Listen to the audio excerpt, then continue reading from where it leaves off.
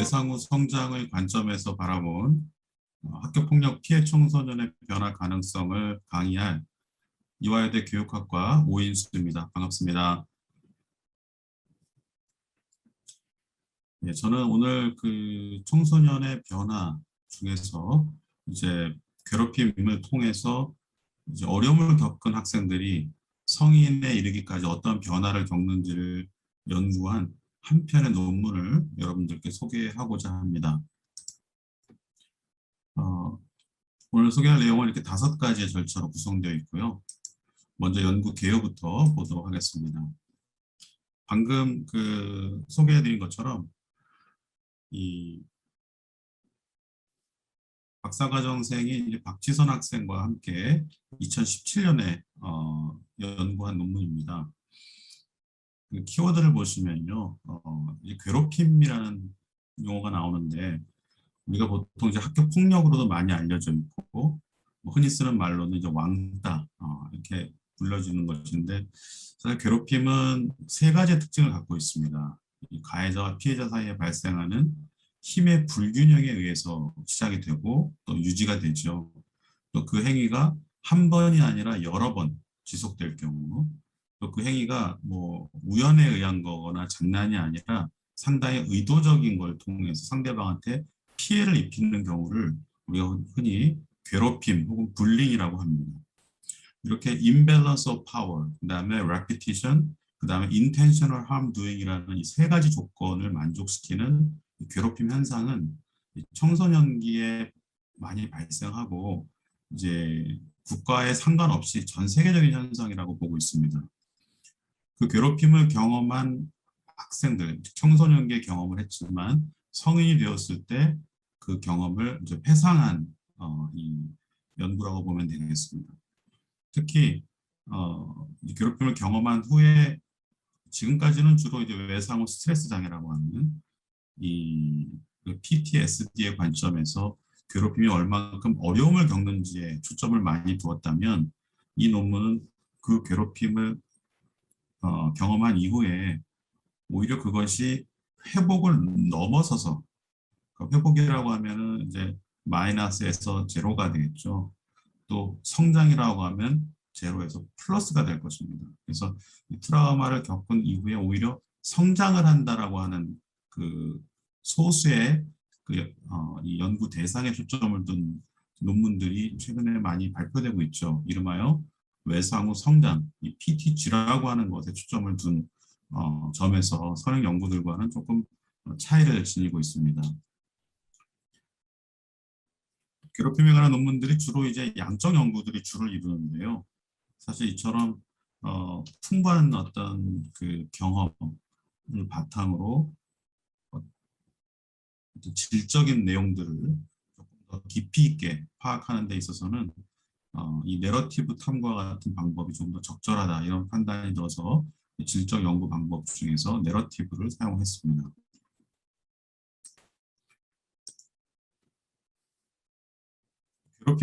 괴롭힘 피해를 당한 이제 청소년들이 학령기뿐만 아니라 사실은 학교를 졸업하고 난 이후에 성인기 또 평생에 이르기까지 그 영향이 계속 지속된다는 연구들은 이미 많이 발표가 됐습니다. 특히 이제 트라우마의 관점에서도 연구가 됐는데 트라우마 중에서도 가장 이제 회복이 느리다고 하는 복합 트라우마적 성격을 지니고 있습니다. 특히 어떤 자연재해라든지 사고보다는 사람과의 관계에서 트라우마를 겪었을 때 보통 이제 복합 트라우마를 겪는 경우가 많이 있는데 괴롭힘이라고 하는 건 역시 또래 사이에서 발생하는 사회성 문제죠. 그래서 그러다 보니까 복합 트라우마적 성격을 많이 지니고 있습니다. 그만큼 회복이 어렵죠. 그래서 이제 성장과 발달에 매우 결정적인 영향을 많이 미칩니다. 그렇다면은 사실 이제 그들이 이러한 경험을 한 이후에 어떻게 이들을 회복시키고 또 더 나아가서는 성장으로 이끌 수 있을까에 관한 일종의 아이디어가 필요한데 그런 부분에 있어서 연구가 거의 없었기 때문에 이제 그런 면에서 연구가 필요하다 이런 이야기입니다. 특히 최근에는 이제 긍정심리학적 관점, 기존의 전통 심리학이라고 하는 것이 병리적 관점이죠. 그들이 갖고 있는 문제를 어떻게든지 회복시키는데, 정상화시키는 데 초점을 두었다면 이제는 그 회복을 넘어서 아까 말씀드린 성장으로 인간이 가지고 있는 보다 긍정적인 그런 특성들까지도 포함시키는 긍정심리학적 관점에서 이 연구 주제를 바라보고요. 특히 괴롭힘 현상이라는 것이 되게 복잡한 역동에 의해서 발생합니다. 보통 가해자와 피해자의 이자구도라고 생각하지만 사실 이를 둘러싼 목격한 수많은 주변인들이 존재하고, 또 주변인들 중에는 가해자를 도운 어떤 동조자들도 있고, 피해자를 도운 방어자도 있고, 또 그들 그냥 목격했지만 방관하는 방관자들도 있고, 그래서 이 모두를 일컬어 우리가 보통 참여자라고 부르는데요. 이 참여자 사이에서 존재하는 일종의 파워 다이나믹이 이 괴롭힘을 계속 지속시키고, 또 그 지속되는 것에 의해서 피해 학생들은 더 많은 피해를 당합니다, 심리적으로. 그래서 그런 부분들을 종합적으로 파악하는 것이 필요하다. 이제 그래서 이제 질적 연구를 선택하게 되었습니다. 연구 목적은 두 가지입니다. 첫 번째는 이 학생들이 괴롭힘을 당했을 때 그들의 고통이 도대체 무엇인지, 고통의 본질이죠. 연구 문제 보시면 1번에 생각과 감정이라는 것을 좀 나누긴 했습니다. 그들의 인지적인 부분, 정서적인 부분에서 어떤 변화를 겪는지. 두 번째는 그러한 경험을 한 이후에 회복과 성장으로 가는 과정은 어떠한지. 이두 가지가 연구의 목적이고, 또 그것이 연구 문제화 이렇게 되어 있습니다. 연구 방법 중에서 연구 대상은 사실 괴롭힘과 관련된 질적 연구를 위해서 그 대상을 모집하는 것이 쉽지가 않습니다. 그래서 대상 수는 보시다시피 이제 6명을 이제 저희가 SNS 공고를 통해서 신청을 받았고, 그들을 사전 스크리닝을 통해서 본 연구에 보다 적합하다고 판단되는 2명의 사람을 최종적으로 인터뷰를 하고 그것을 이제 전사해서 분석하는 과정을 거쳤습니다. 그 각각의 연구 대상의 특징은 이 표와 같습니다. 그래서 남자 1명, 여자 1명, 모두 30대의 이 성인이고요. 그들이 중학교와 고등학교 시절에 겪었던 경험을 회상하면서 그 경험 이후에 현재까지의 자기 삶에 있었던 회복과 성장의 과정에 초점을 둔 분석이라고 보면 되겠습니다. 연구 결과를 보시도록 하겠습니다. 자, 연구 결과 지금 보시면 이제 같은 포맷으로 계속 반복될 텐데요. 처음에는 이제 그들의 인터뷰를 통해서 나타난 약간 주제들이고요. 그 주제의 하위 주제를 각 개인별로 또 괴롭힘을 당한 맥락이 다르기 때문에, 첫 번째는 남자 가명 진호, 두 번째는 미영, 이렇게 이야기입니다. 이 뒤에 이어지는 슬라이드도 같은 체제입니다. 자, 첫 번째 보겠습니다. 괴롭힘으로 인해 파생된 자기 비난과 자책. 이것이 괴롭힘을 당했을 때 그들이 겪었던 어떤 인지적 또는 정서적 또 변화의 본질이라고 봤습니다. 진호 같은 경우에는 열등감으로 시작된 정서가 결국 나를 향한 화로 변질되었다. 사실 아까 말씀드린 것처럼 괴롭힘이라는 것이 힘의 불균형에 의해서 발생하는데, 진호 같은 경우에는 신체적으로도 열악하고, 또 공부나 운동, 또 공부나 이런 부분은 인지적이죠. 그래서 보통 괴롭힘에 발생하는 힘의 불균형이 신체적뿐만 아니라 인지적, 정서적, 사회적인 면에 있어서의 불균형도 괴롭힘의 어떤 위험 요인으로 많이 작용하는데, 진호는 그런 요인들을 사실 갖고 있었습니다. 그러다 보니까 정서적으로도 가치롭지 못한 사람이라는 생각에 사실 수치심을 많이 느끼게 되는 그 괴롭힘 사건을 통해서. 그러니까 이런 힘의 열쇠가 위험 요인으로 작용하고 있었는데, 거기에 괴롭힘이 사실 일어나니까 훨씬 더 이런 부정적인 자기 비난과 자책이 많아지게 된 것으로 보입니다.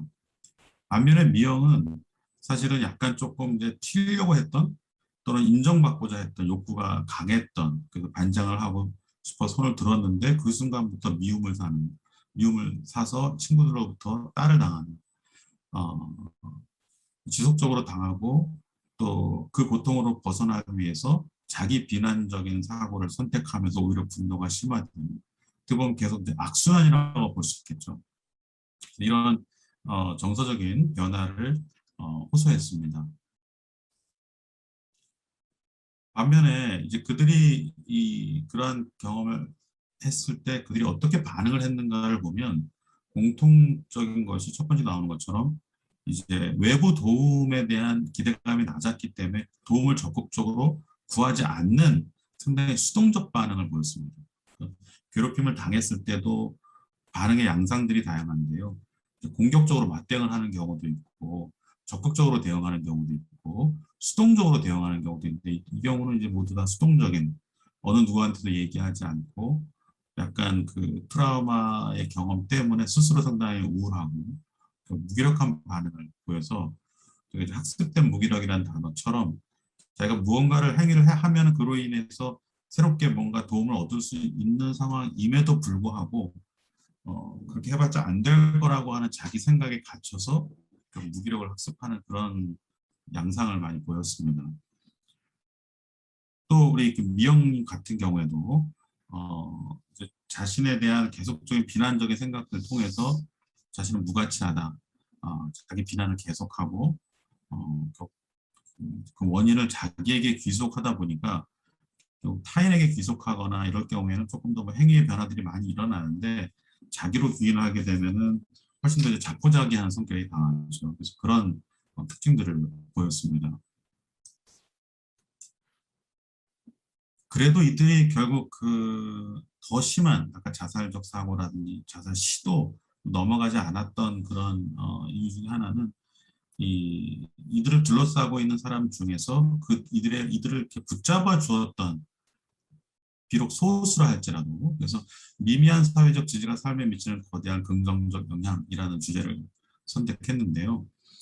이 진호 같은 경우에는 결국 온라인 게임을 하면서 거기서 사귄 친구들, 그러니까 이런 패턴을 보이는 학생들이 더러 있는데요. 오프라인에서 그런 괴롭힘을 당한다거나 자존감이 떨어지는 학생들이 온라인이라고 하는 상황에서 익명성을 바탕으로 뭔가 소속감을 추구하거나 자신의 자존감을 높이려고 하는 자기를 표현하려고 하는 이런 행위들을 하는데 이제 이 진호 같은 경우에 온라인상에서 만나는 친구들이 자신을 지탱해 주었던 또 그 게임이 이제 공동체 게임이었는데 자기가 이제 거기서 막 기여하는 정도 그러니까 오프라인에서 괴롭힘을 당해서 사회적으로 배제돼서 느끼는 것들이 오히려 온라인에서는 좀 보상이 이루어지는 그것이 긍정적인 영향을 미쳤다고 보여집니다. 반면 미영이 같은 경우에는 그 괴롭힘을 당했던 그 이전에 같은 반 했던 친했던 아이들이 이제 다른 반에 있었지만 그 친구들이 이제 지지를 해줘서 또 그 친구들과 있을 때는 마음이 잘 맞고 또 함께 이렇게 어울리다 보면은 어떤 소속감이라는 걸 느끼고 거기서 생겨나는 응집력 그렇죠? 집단에서 발생하는 어떤 응집력 상담에서는 코히시브니스라고 하는데 그 얼빈 얄롬과 같은 학자들은 이런 코히시브니스가 집단이라고 하는 상황에서 상처를 갖고 있는 사람들을 치료해주는 세라피릭 팩터로 규정하고 있습니다. 치료적 요소죠. 그래서 그런 요소들이 약간 회복을 이루는데 영향을 주었다고 이런 생각이 판단이 됩니다. 그다음에는 이제 새로운 경험을 통해서 긍정적으로 이제 변화된 자기 개념인데 이 중에서 이제 이들이 어떤 사건을 경험하게 됩니다. 특히 이제 진호 같은 경우에는 이제 괴롭힌 가해 학생을 보고 참지 못해하고 이제 그 학생을 주먹 다짐을 하는 일이 있었는데 사실 이렇게 주먹 다짐을 한다는 얘기는 힘의 불균형이 발생하지 않는 경우란 말이에요. 그러니까 이제 엄밀히 얘기하면 괴롭힘은 아니죠. 이건 싸움입니다.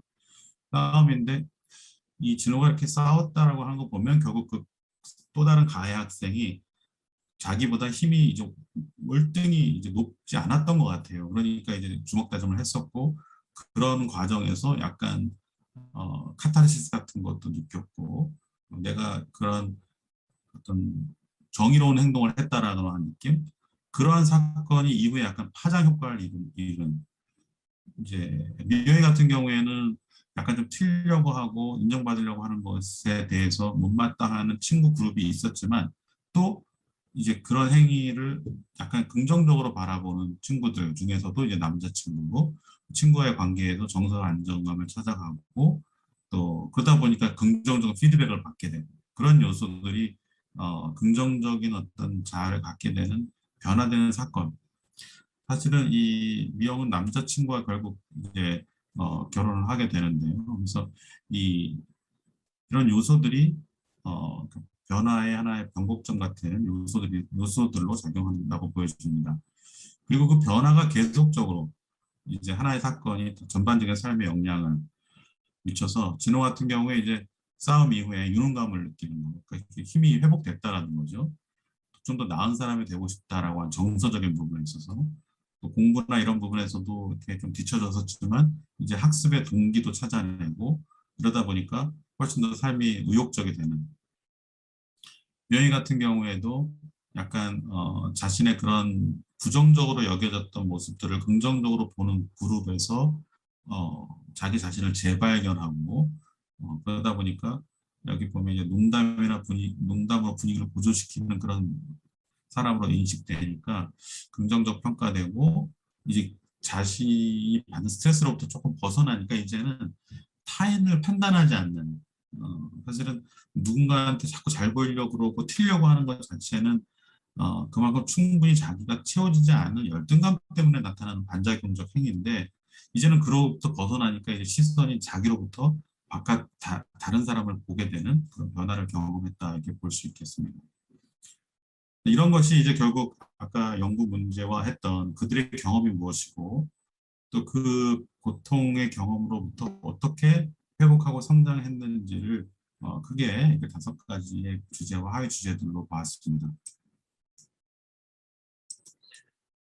결론 부분을 좀 소개해 드리면요.